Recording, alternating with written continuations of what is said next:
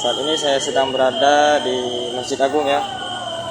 Masjid Agung, tepatnya ini akan diadakan sholat tarawih nih menjelang puasa pertama bulan suci Ramadan 1443 Hijriah yang akan dilaksanakan itu besok nih.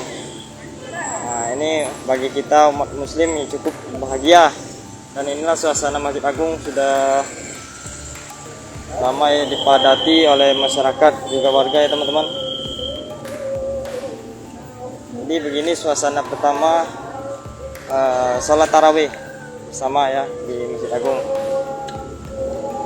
Bisa kita lihat.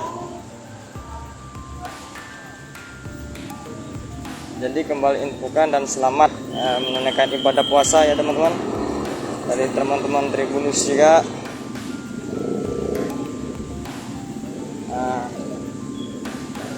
Dan besok itu sudah kita untuk menjalankan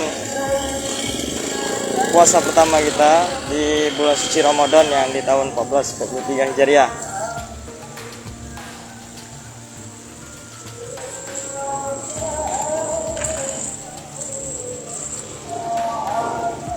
Dan ini bisa saya sampaikan kembali teman-teman.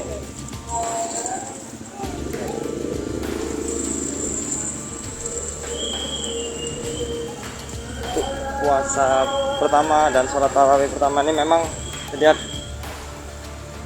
penuh dipadati.